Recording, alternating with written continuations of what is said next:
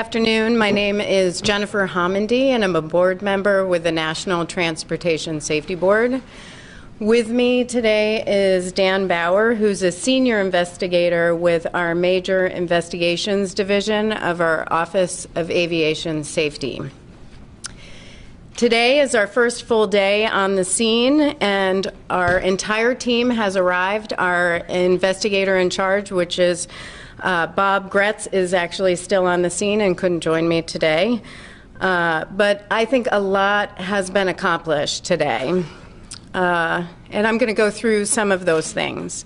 First, we've requested a lot of documents. We've requested inspection and maintenance records of the propellers, the airframe, and all four engines.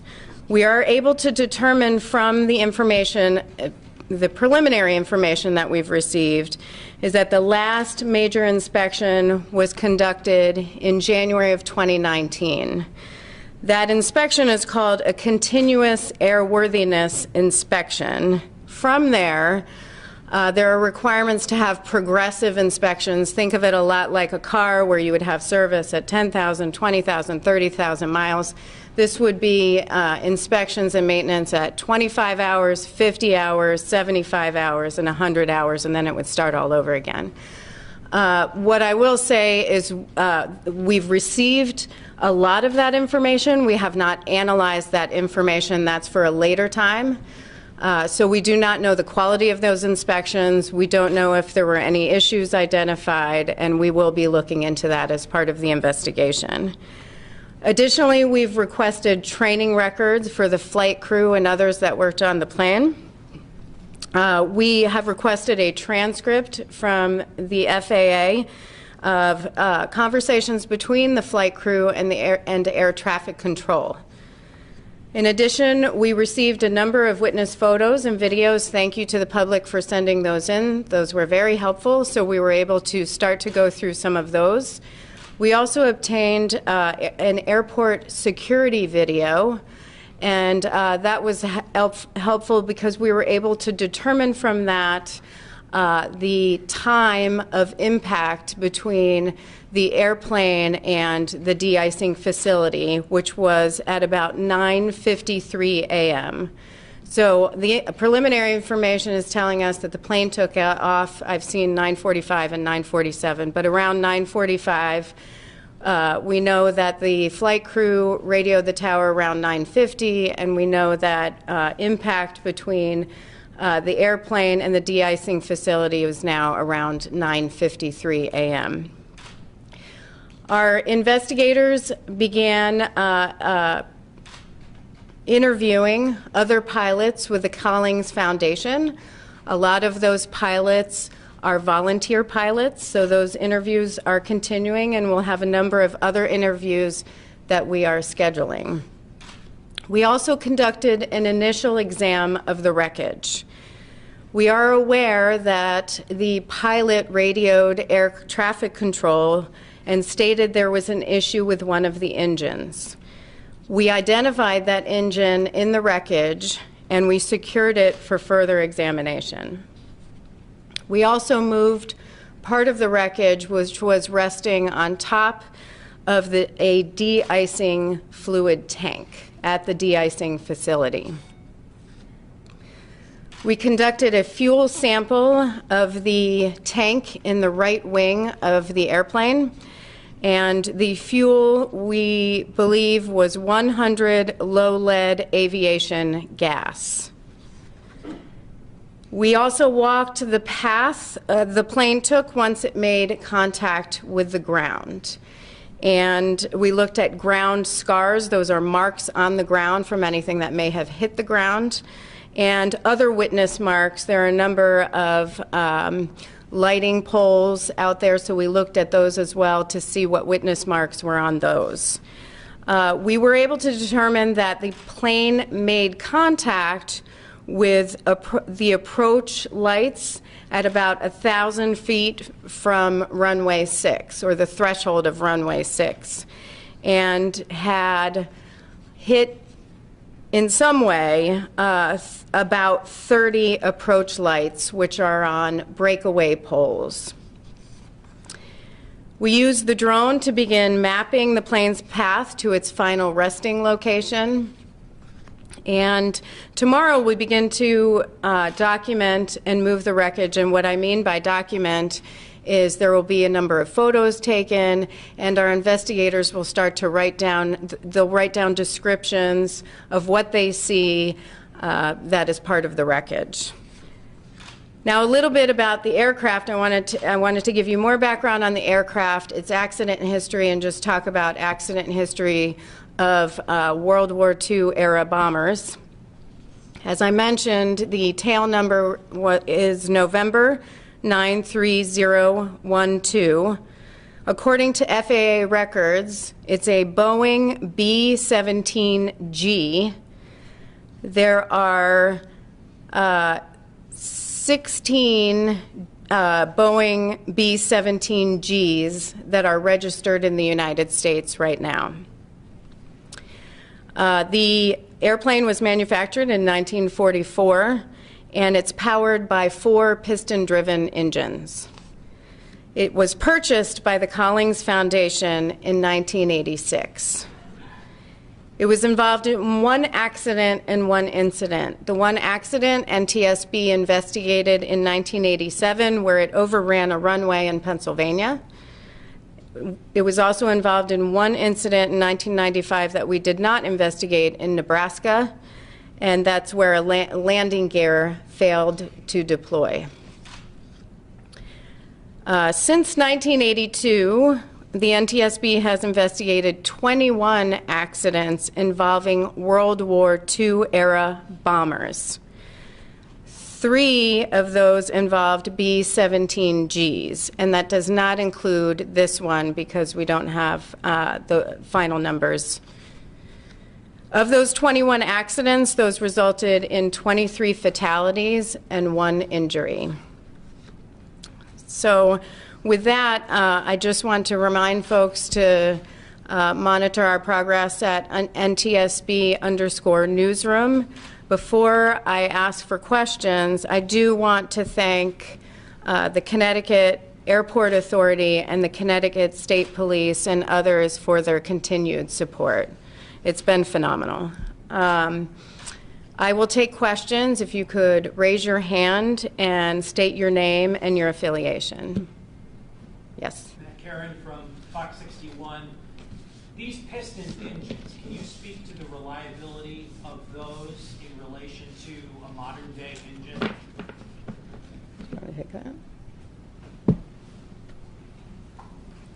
As long as they are maintained properly, then they're very reliable, and there's certainly plenty other aircraft flying these type of engines.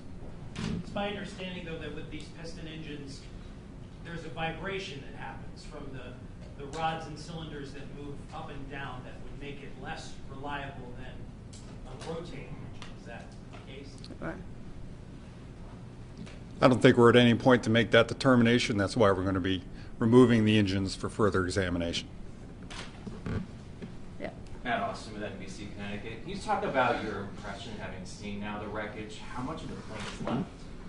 There are significant pieces of the plane left. We have tires, we have both wings, we have all 4 engines, and then the tail and several pieces of the plane. There was significant fire damage, however, and damage to 2 of the buildings at the de-icing facility, damage to 1 of the tanks, and damage to 2 trucks.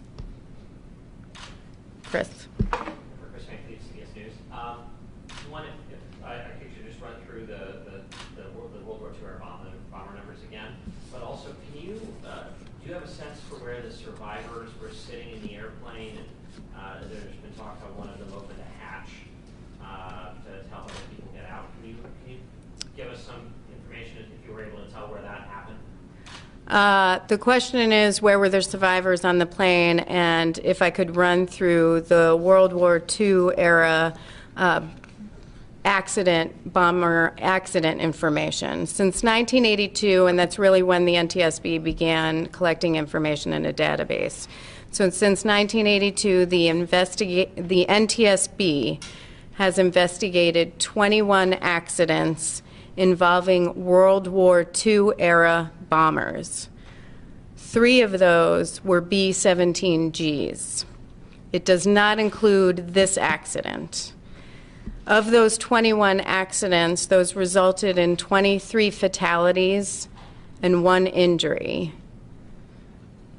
Now, that 1 injury was actually involving this aircraft back in a previous incident.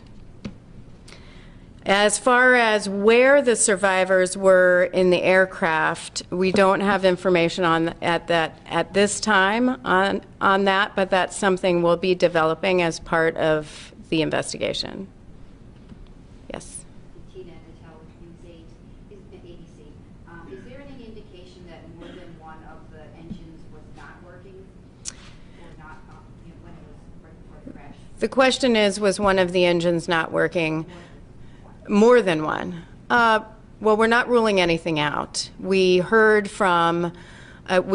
audio, and this is why we rely on the transcript. We heard audio of communications between the pilot and air traffic control of a problem with the engine. We have to determine, was that 1, was that 2, we don't know, or 3 or 4, we don't know at this time. But obviously that's something we want to look into because of reports. Yes. Emily with NBC News.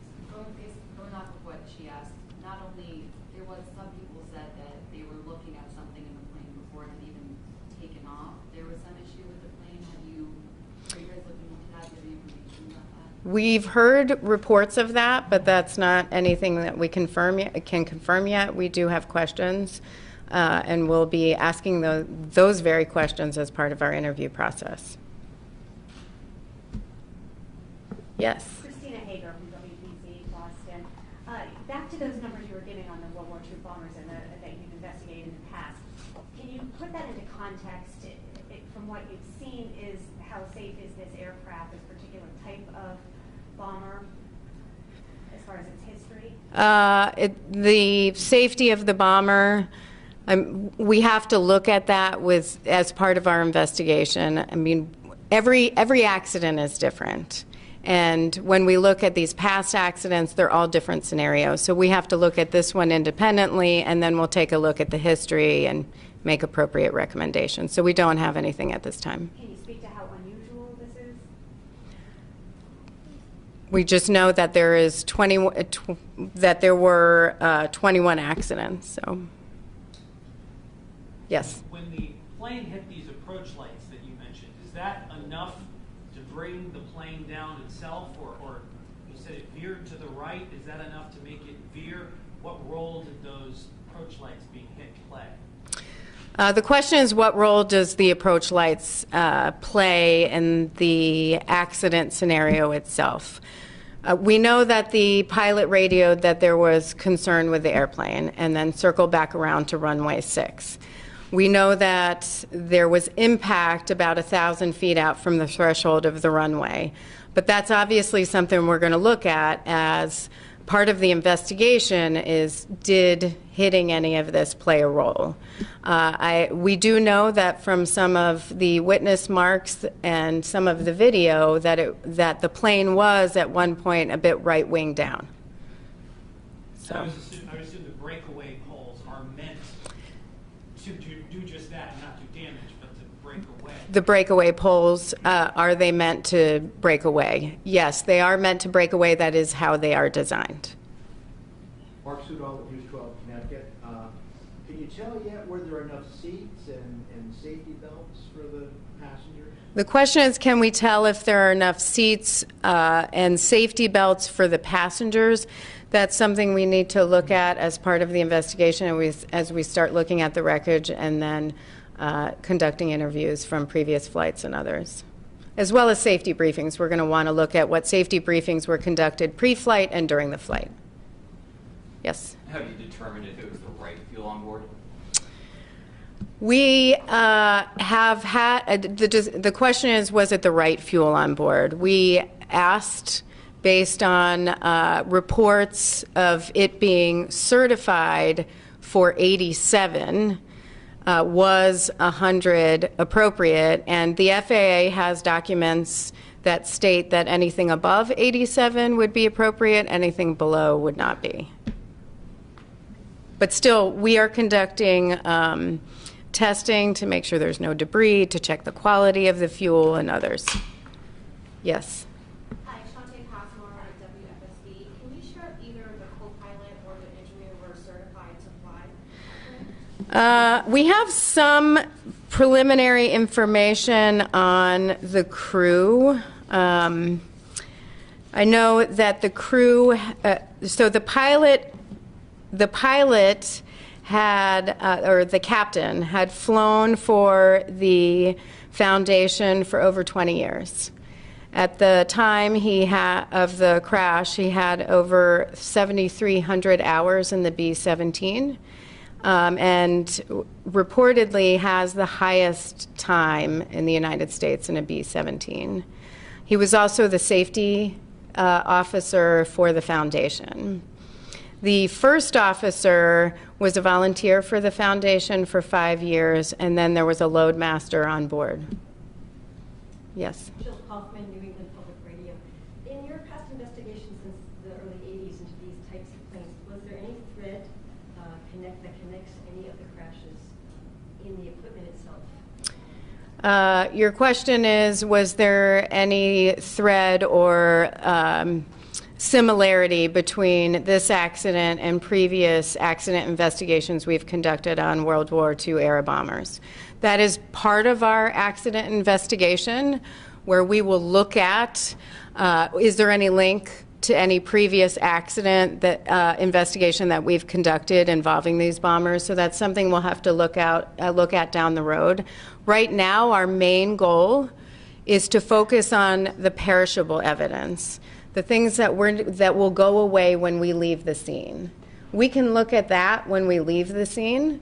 What we want now is to look at the ground marks, the witness marks. We want to look at the wreckage. We want to document the wreckage, whether that's photos, written description of the wreckage, everything that might go away. That's what we're looking at, our total focus right now. All of that is for later, and that's part of analysis. Is there anything, though, that is appearing that the NTSB would recommend these planes not go in the air immediately, as of today? Is there anything from past knowledge?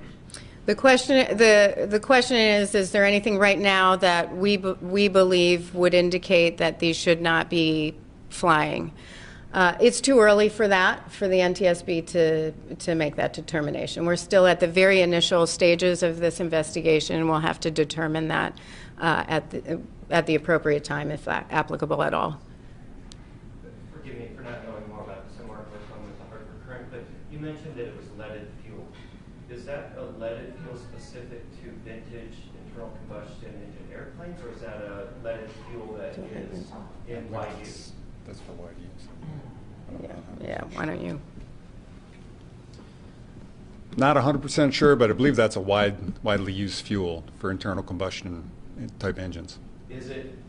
How does it compare to the fuel that plane was designed to run on? It was originally able to run on 87 octane, but higher octane is fine in these types of engines. FAA said that's fine for higher octanes run in these engines. But you mentioned the lead. How does the lead value It's actually lower now compared to what it was designed to run on? anything that's running in these airplanes has been certified for use by the FAA. Thank you. Yep. One more question? Chris. Real quick. Are you aware of some accounts from people who, before the plane took off, that there was an engine issue before the plane took off that they were working on prior to takeoff? Am I aware of accounts from witnesses that there may have been issues with the engine prior to takeoff? The answer to that is yes. We do have witness statements, not official statements, but some things that have been sent in to witness at ntsb.gov that have stated they saw work being conducted on one or two engines prior to takeoff. So that is a question we have both for the Collings Foundation and for other pilots. Thank you. Thank you.